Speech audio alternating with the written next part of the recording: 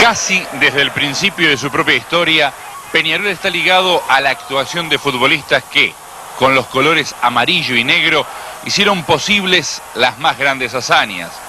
Nombres y más nombres, figuras que resisten el paso del tiempo, que surgen desde las páginas amarillentas de los diarios y las revistas, porque su paso por las canchas permanece en las retinas de muchos y en el corazón de todos.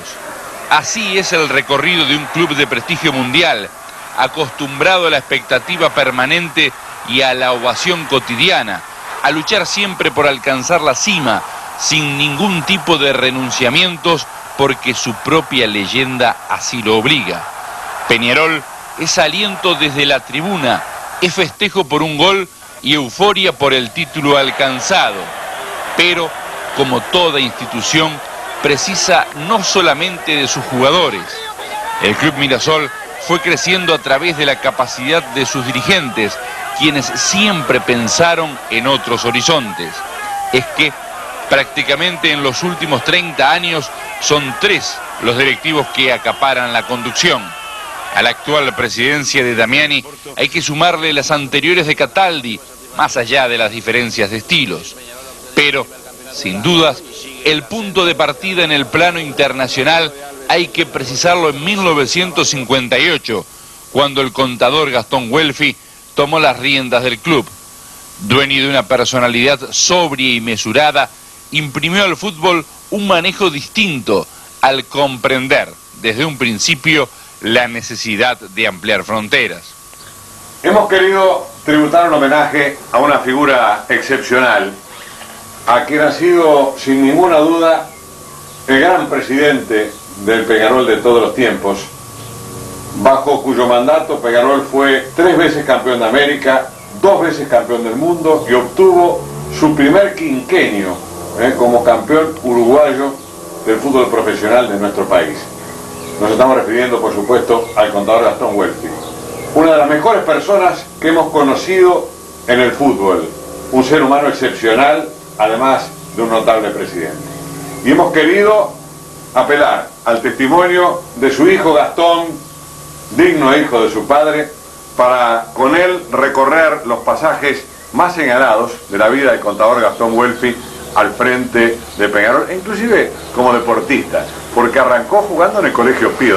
De Haft jugaba, ¿no, Gastón? Exactamente, jugaba en lo que era la vieja línea de 3, la línea media, en el Colegio Pío y después con los equipos de Ciencias Económicas. Y yo diría que tú recién nombrabas el quinquenio, en el año 62 prácticamente debe ser uno de los momentos más felices de él, porque no solamente esos títulos, no solamente el quinquenio, sino que además había sido distinguido como presidente honorario en la institución en el año 61. Todo empieza cuando el contador Welfi un día ve jugar a Alberto Spencer por el Everest ecuatoriano y decide hacer las gestiones para contratarlo. Exactamente, primero cortando una racha de 3 años de Nacional, de aquellos chiquilines, Raúl Núñez, Héctor Núñez, Acosta, Escalada. Rodríguez y Escalada. Exacto, y después, cuando Peñarol tiene que salir a conquistar el terreno internacional, a raíz de los consejos del técnico López, el uruguayo, viaja a Ecuador en una gestión que le demandó una semana porque no habían los vuelos directos que hay hoy, y de esa forma negocia no solamente con el club, con sino el que habla con presidente del Everest, después se entrevista con el presidente de Ecuador, Arosemena, exactamente, porque fue todo un acontecimiento que un equipo uruguayo se interesara por un ecuatoriano. No fue nada fácil porque Alberto, que es un hombre muy sensible y muy de la familia, extrañaba tremendamente, creo que a sus 10 hermanos y a su madre, y prácticamente hubo que mimarlo. Y así entre el viejo Juan Carlos Amor, que fue el verdadero padrino, como tú decías, para que él se quedara, el Tito Goncalves, Linaza, hicieron que Alberto se quedara para ser el goleador máximo de la Copa Libertadores. Y posteriormente el tricampeonato de América, con aquella histórica final de Santiago frente a River, la condecoración al presidente Frei, exactamente, el padre del actual presidente de Chile. Creo que fue la emoción más grande que nos deparó el fútbol, aquella final de River en Santiago. No cabe duda, no cabe duda. A nivel de clubes pienso que fue la máxima, como a nivel de selecciones Maracaná. La revancha contra el Real Madrid en el 66, después de haber perdido la final del 60, aquellos 2 triunfazos por 2-0, la relación con Bernabéu, una amistad con un gran presidente del fútbol europeo, ¿no es cierto? Exactamente. Y todavía después la Supercopa. La Supercopa, que es la primera etapa de la Supercopa que gana Peñarol por el 68, si no recuerdo. 69. Yo podría decir que la concreción de la Copa de Campeones Intercontinentales viene a coronar esfuerzos que se han hecho a través del Club Atlético Peñarol, que ha tenido inquietudes, y corona también los esfuerzos de los delegados de este mismo club, que han tenido éxito en toda esa conjunción de valores deportivos sudamericanos y europeos que van a tener participación en este magno certamen.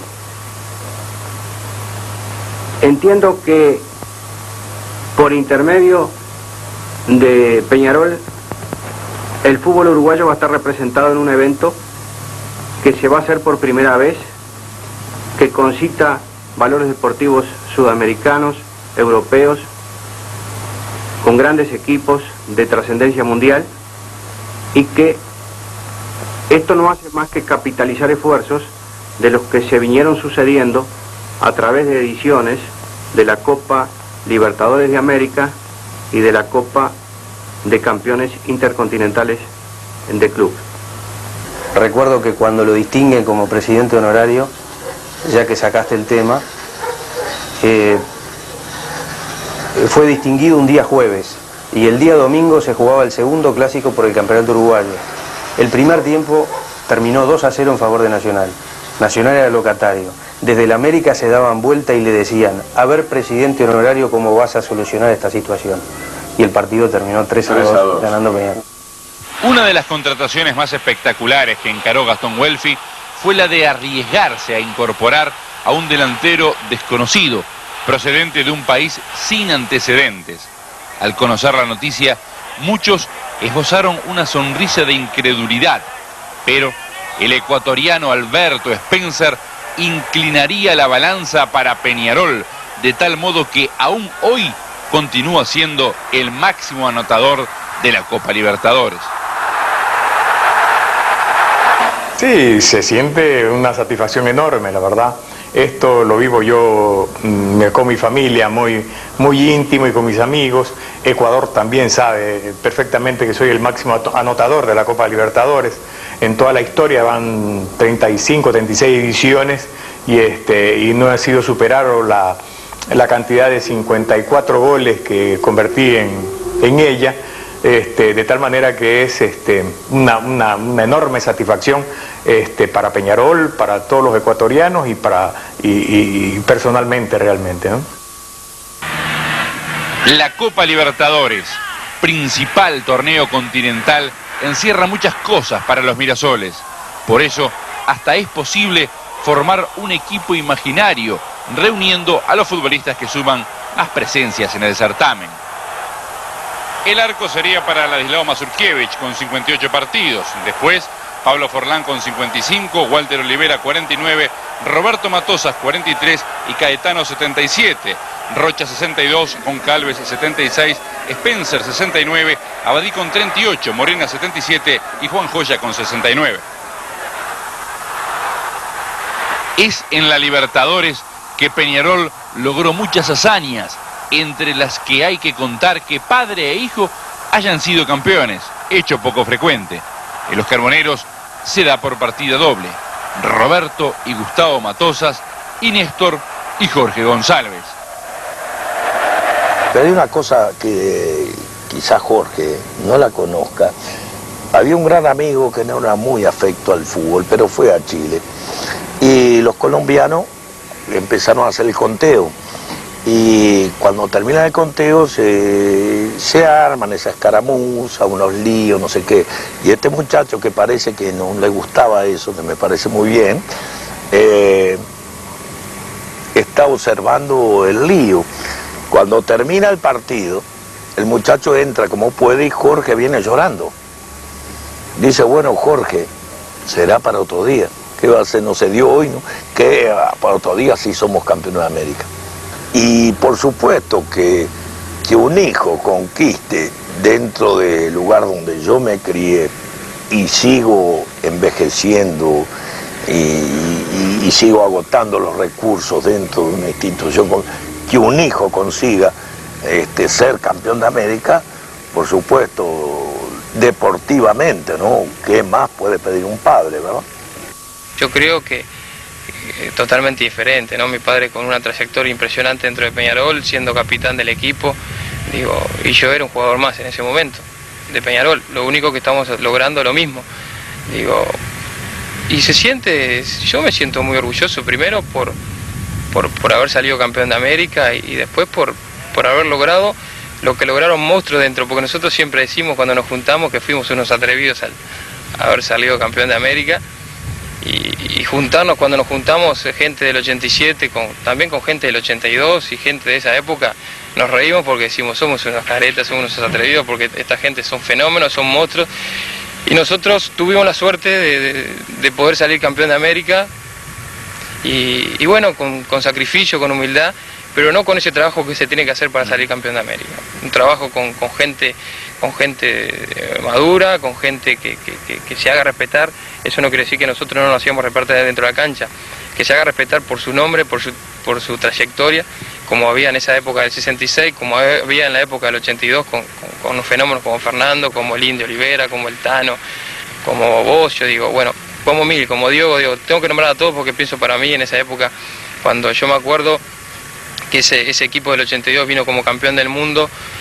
Nosotros fuimos al estadio, yo estaba jugando en sexta división en esa época y bueno, fuimos a recibirlos como jugadores de inferiores, hicimos todo un camino desde el túnel hasta la mitad de la cancha y lo veíamos entrar, ¿no? Y una de las cosas que me cruzaba por la mente de qué lindo sería algún día poder hacer lo mismo que están haciendo ellos en este momento y que gente con el estadio lleno nos estén aplaudiendo como nosotros estamos aplaudiendo a ellos. Y por suerte en pocos años se nos dio, ¿no? Más allá de la importancia de los goles, un gran equipo se basa en la seguridad en el arco propio, heredando la costumbre que iniciaron Roque Gastón Máspoli primero y Luis Maidana después. Surgió una sorprendente noche de Buenos Aires, un chiquilín de nombre complicado y atajadas espectaculares para hacerse conocer en el mundo entero.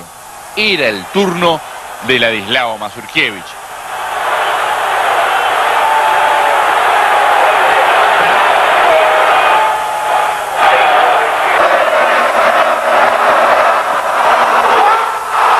Era hincha de Peñarol y nunca pensé, jugando en Racing, jugar en Peñarol, pero después que tuve esa suerte y de encontrarme con un gran ser humano, una gran persona que fue la que más o menos me encaminó dentro de Peñarol, que era el Pepe Sacía, con el apoyo total de Roque Máspoli. Bueno, se me hizo algo que los comentaba con mis amigos de la infancia, que era una cosa que parecía un sueño todavía, a pesar de que estaba jugando en el primer Peñarol. Posiblemente haya partido de que uno haya tenido una mejor actuación, pero por lo que representaba para mí era, digamos, el principio, o podía ser el final mío. Fue el partido con el Santos en la cancha de River por la Copa Libertadores, que tuvimos la suerte de ganar 2-1 y donde Máspoli confió en mí, habiendo otros arqueros que hacía tiempo que estaban en Peñarol. Bueno, era distinto porque todos recordamos de la época del 60 de Peñarol principalmente, hubieron jugadores que jugaron 10 años casi juntos. Es decir, se lastimaba uno y entraba uno a suplantarlo en ese momento, pero ya al otro partido entraba el titular. No es como ahora que desgraciadamente, y están aquí en la foto en los aromos, de que salimos campeones en el 93 hasta ahora, casi Peñarol, son todos distintos los jugadores, ¿no? Entonces había un conocimiento, había jugadores lógicamente de mucha más edad, éramos pocos los jóvenes, y pienso que eso también le dio los resultados positivos a Peñarol. La satisfacción de haber logrado algo que no es solo mío, sino de todos mis compañeros, de todo el cuerpo técnico, de todos los dirigentes de aquella época.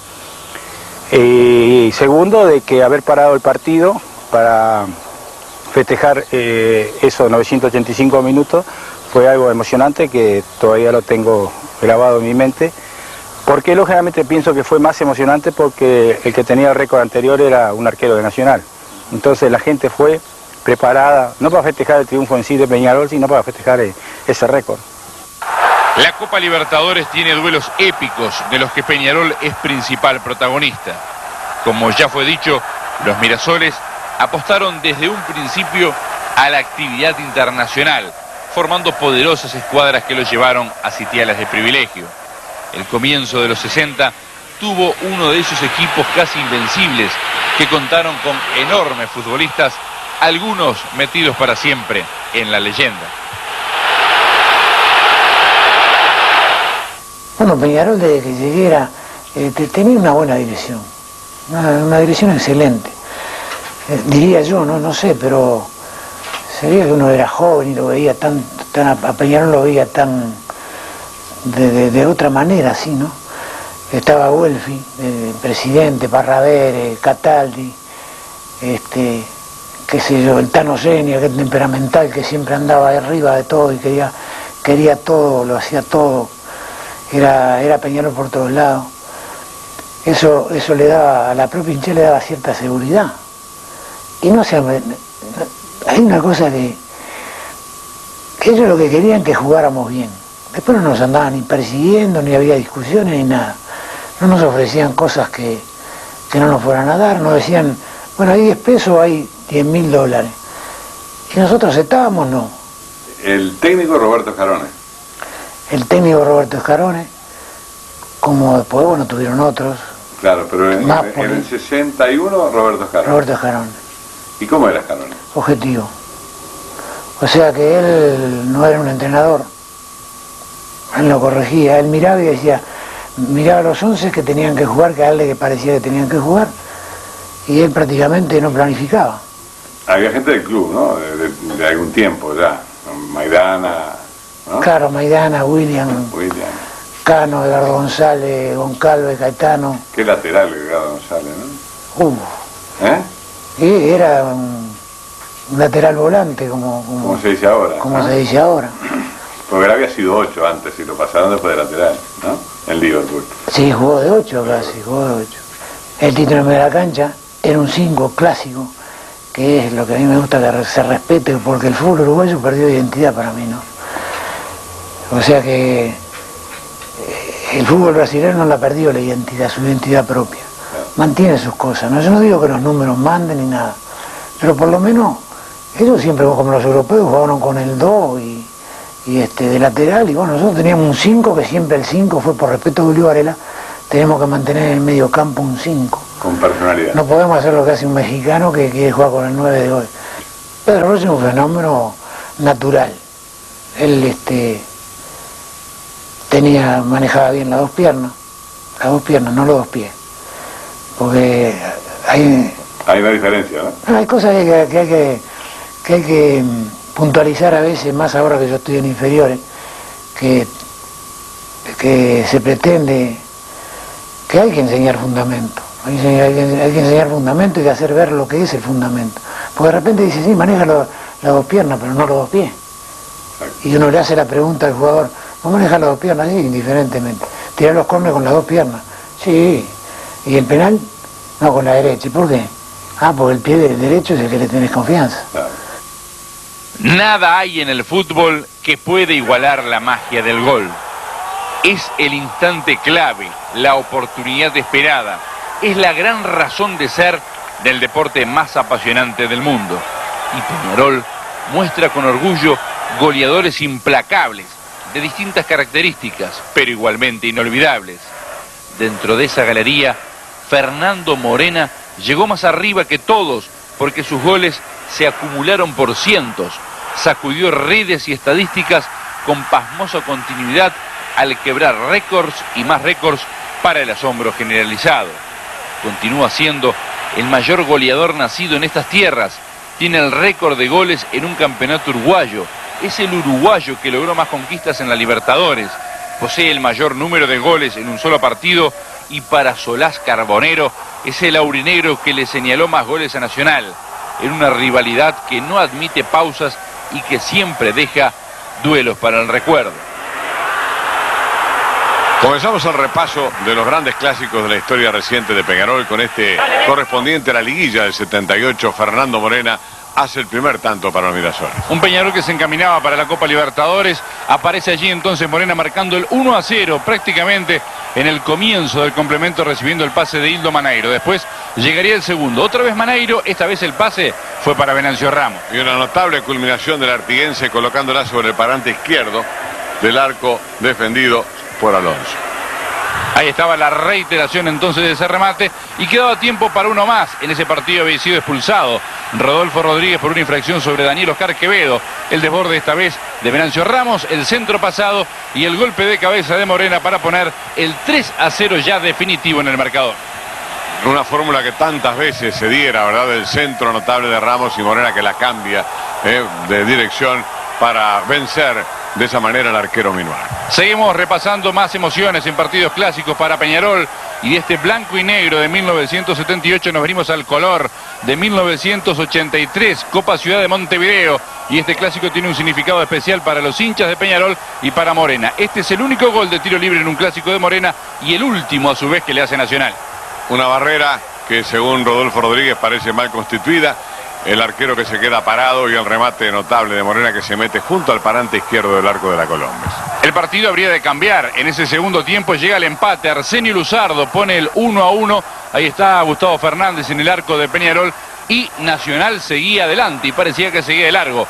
Va a conseguir el 2-1 por intermedio de Ricardo Perdomo. Ahí un error defensivo de Peñarol. Perdomo que sobrepasa la posición de Gustavo Fernández y con poco ángulo pone el 2-1 para Nacional. Festejo de los tricolores, pero Peñarol vuelve a reaccionar, va a llegar al 2-2. Ahí jugada confusa, rebota en Víctor Hugo Diogo y es el empate 2-2 y quedaba tiempo para el gol final. Una salida indecisa de Rodolfo Rodríguez y tres hombres de Peñarol que invaden para finalmente Diogo, un hombre de notable rendimiento en los clásicos, marcar el tanto del empate aurinegro. Y aquí aparece la definición, golazo de Venancio Ramos, por donde la mete para darle la victoria 3-2 a Peñarol sobre Nacional. Una soberbia pared con Rubén Paz y la estupenda definición del artiguense pegándole en chanfle con cara interna de pie derecho, pelota que entra muy cerca del parante izquierdo. Seguimos en el mismo año, en 1983, pero esto es por la Copa Libertadores. Semifinales, Peñarol elimina a Nacional y clasifica de esa manera para la instancia decisiva frente al Gremio. Sobre el fin de la primera parte, esa maniobra de Morena, el centro del número 9 y José Luis Salazar pone el 1-0. Dos hombres de Peñarol que invadían muy solos para recibir el centro desde la derecha. Salazar de cabeza coloca sobre el segundo parante el cabezazo para la puesta en ventaja. Eran de los primeros partidos de Salazar en el equipo superior de Peñarol, comenzaba a firmarse. Así terminaba el primer tiempo. En el complemento y promediando el mismo, habría de llegar el segundo tanto para los Mirasoles. El centro de Morena fue de derecha para ese gol de Salazar. Una muestra de que por más que fuera zurdo también sabía emplear la derecha para colocar envíos como ese. Y aquí comienzan a hacer la jugada para el segundo gol de Peñarol en aquella Copa Libertadores, reiteramos, de 1983. En definitiva, habrá de ser Oscar Aguirregaray el que en contra va a vencer el arco de Rodolfo Rodríguez. El que le pega de frente ahí es Mario Saralegui. Peñarol se ponía 2-0. De un artiguense para otro, Venancio Ramos se la dio atrás para Saralegui, que venía de frente, y el remate de este pega en el vasco Aguirregaray, toda de artiguense la jugada para decretar el segundo tanto de Peñarol. Ahí Peñarol ya afirmaba su clasificación en aquel 1983 para la final de la Copa Libertadores, por más que cerca de la culminación del compromiso habría de llegar el tanto del descuento para los tricolores, el cual no habría de modificar ya la clasificación. Ahí está el desborde, Villazán va a llegar al penal, pero en definitiva Peñarol habría de ganar 2-1. Y de esa manera clasificó el aurinegro para jugar las finales de la Libertadores de ese año frente al Gremio de Porto Alegre. Acá viene el penal, una vez más ejecutado por Arsenio Luzardo, para poner el 2-1 que dio suspenso en cuanto a la dilucidación del partido, pero que no varió el ganador. Fue el aurinegro con esas conquistas que hemos visto antes. Y seguimos repasando más emociones. Ahora nos vamos a ir a 1985. Recuerda la Copa de Oro de los Grandes, un desafío muy especial y muy particular. Un mano a mano de 6 compromisos en aquel año que culminó con la consagración de Peñarol. Se permitían refuerzos y volvía a jugar con la Mirasol Rubén Paz. El artiguense que le diera notables resultados a los aurinegros y que volvía a calzarse la camiseta oro y negro. Un ciclo totalmente favorable a Peñarol de la Copa de Oro. Ahí aparece el remate del Perón Hurtado, detiene el guardameta Gualberto Belichko, que defendía el arco tricolor después del remate, y Peñarol que se arrimaba en procura de llegar a la apertura, y lo logra con ese cabezazo y rebote posterior de Walquir Silva, el riverense, para poner el 1-0. Cabecea tan abajo que le pegan sus piernas y se mete en el arco de la Amsterdam para decretar la puesta en ventaja para el conjunto aurinegro. Reiteramos, esto es en diciembre de 1985, ahí está el festejo de Fernando Alves, era el guardameta de aquel equipo, y Nacional que se tira arriba en procura de llegar al empate. Olivera, el centro, pedían penal por parte de la mano del futbolista, ahí lo sanciona Ramón Barreto, y Carlos Berrueta supera el esfuerzo defensivo de Fernando Alves para poner el 1-1. Alves la llegó a tocar a esa pelota, pero no pudo impedir que el balón entrara. Con su brazo izquierdo ensayó la defensa el meta Mirasol. El que tiene la pelota es Walquir Silva en estos momentos y es Peñarol el que se va arriba, ya cerca del final del compromiso, buscando la chance de lograr el segundo tanto. Y vean la pared, Walquir Silva, el toque para Rubén Paz, y va a llegar la definición del artiguense. Una maniobra realizada con buena precisión entre los dos fronterizos, Walquir Silva y Rubén Paz, y una marca muy estática de la defensa tricolor que permite que Peñarol logre un nuevo tanto. Ahí está otra vez, lo vemos desde abajo, Walquir Silva, el toque para Paz, el rebote, y en definitiva entonces el artiguense ponía el segundo tanto, el que sería el definitivo, y le daría a Peñarol la obtención de esa Copa especial, Copa de Oro de los Grandes, que se jugó, reiteramos, en 1985. De 6 compromisos que se llevaron a cabo, Peñarol venció en 5 ocasiones. Con la presidencia del contador Carlos de Cueder, que debe haber sido el hombre que en menos tiempo logró más títulos para Peñarol, ¿verdad? A nivel local fue impresionante, ganó absolutamente todo. Claro, y además creo que el que más consiguió victorias clásicas en un plazo de tiempo dado. Ahí está la vuelta olímpica entonces de aquel equipo de Peñarol que también en ese año habría de llegar a la obtención del campeonato uruguayo. Estamos en 1986. Copa 4 Presidentes, buscando recaudar fondos antes del inicio del uruguayo. El que pone el 1-0 para Nacional es Santiago Ostolaza. El empate para Peñarol por intermedio de uno de sus goleadores va a llegar a través de un golazo de Diego Aguirre. Recibe la pelota sobre el segundo palo y saca una volea impresionante de abajo hacia arriba que perfora el arco tricolor y logra el empate. Ahí está el festejo del número 9, ponía el partido 1-1. Todo Peñarol entonces festejando la obtención de esa igualdad, vale la pena mirarlo nuevamente. Ahí está, llegando con claridad el número 9 Mirasol para definir y poner entonces la igualdad 1-1. Y el segundo llegará por intermedio de un hombre que se acostumbró a hacerle goles a Nacional, Ricardo Viera. El zurdo fue en su tiempo de Peñarol una figura de enorme rendimiento en encuentros de gran responsabilidad. En los clásicos normalmente marcó goles, los más fueron de cabeza, pero también cabe recordar que hizo goles en torneos internacionales y aquel histórico empate frente al Porto en la ciudad de Tokio en una de las copas en las que participó Peñarol en el año 87. Y ahora, Jorge, estamos en 1988, campeonato uruguayo, y otro hombre que no jugó muchos clásicos pero que sí fue importante, Adolfo Barán, pone el 1-0 ante Jorge Seré. Barán fue un gran definidor, un hombre muy sereno a la hora de culminar las maniobras. Ahí ustedes vieron cómo bajó la pelota y sacó el zurdazo al segundo palo para poner a Peñarol en ventaja. El primer tiempo se fue 1-0 en el complemento, apenas iniciado el mismo. Ernesto Vargas, ahora con la tricolor, ponía de cabeza el 1-1, pero sería entonces el propio Barán, también de cabeza, el que ponga el segundo de Peñarol. De nuevo los problemas de Seré para salir, ¿verdad? Ante envíos aéreos, pelota al primer palo y un notable anticipo de Adolfo Barán para darle a Peñarol la victoria con 2 goles suyos en aquella tarde clásica. Todas emociones de Peñarol entonces en partidos clásicos, y de 1988 saltamos a 1993. Peñarol rompe una larga racha adversa sin lograr campeonatos uruguayos, y en este certamen, aquí por el clásico de la segunda rueda, se encaminaba a la obtención del torneo de aquel año. Le ganaba a Nacional, reitero, en la ronda de revanchas por 3-1. El primero llega de esta manera. Un centro desde la derecha, Seré que sale, no llega a quedarse con el esférico, pega el balón en su brazo derecho, y Darío Silva con un estupendo remate pone a Peñarol en ventaja en aquella gris tarde. Ahí está el festejo todo de Peñarol, que veía cómo se encaminaba, reiteramos, para obtener aquel campeonato uruguayo. Aquí está la reiteración de la jugada. El envío de Tais, Seré que manotea pero no retiene, y Darío Silva de esa manera saca el zurdazo mordido que Canals no puede impedir en la línea del arco que se vaya al fondo de la red. El festejo de Gustavo Regerman y Peñarol habría de ir por más.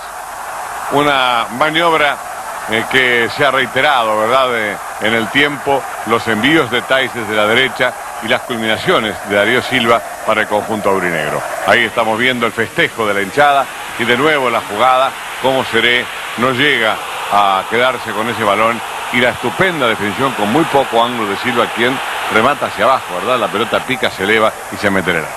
Habría de llegar el segundo tanto que generó polémicas, penal, dice Julio Amato, de Gutiérrez sobre Regerman. Ahí está la protesta de los tricolores y cerca del fin de la primera parte, Pablo Bengoechea será el encargado de poner el 2-0. El desborde de Otero, el que cae es Regerman y reitero entonces Bengoechea habría de aumentar diferencia. Tras la polémica sanción de Mato, una incidencia muy repetida en clásicos de un tiempo a esta parte. Pablo Bengoechea prácticamente infalible en la ejecución de penales, en tiros libres, en jugadas de pelota quieta en general, que le dieron a Peñarol cantidad de incidencias de gol como esta que pone el 2-0. Uno de los hombres, como señalaba Jorge entonces, que se ha hecho importante en la conversión frente al rival de todas las horas, llegando prácticamente ya a las 10 conquistas desde que se incorporó en 1993 a los Mirasoles. Así habría de culminar la primera parte, el 2-0 para Peñarol, que habría de aumentarlo Darío Silva en esta jugada, aprovechando en la salida de Seré, que llega más arriba con su cabeza Darío Silva que las manos del guardameta tricolor. Ahí está la agilidad felina de Silva para ganarle con su cabeza, como decía Eduardo, a Seré y poner el 3-0 sobre el arco de la Colombes en medio del delirio de los hinchas Mirasoles que palpitaban ya una goleada clásica. Ahí está el festejo y aquí está la reiteración. Otra vez la subida, ahí está Thais, el toque, va a venir el envío desde la derecha, Otero, y vean el salto de Darío Silva y la pelota que lentamente llega hasta el fondo de la red para establecer esa diferencia que ya estaba decretando que Peñarol en esa tarde clásica de 1993 habría de quedarse con la victoria. Ahí Otero, Silva, Regerman en un festejo que quería prolongarse. 3-0, llegaría el tanto del descuento para el equipo de Nacional por intermedio de Julio Morales, pero Peñarol habría de festejar una nueva tarde clásica.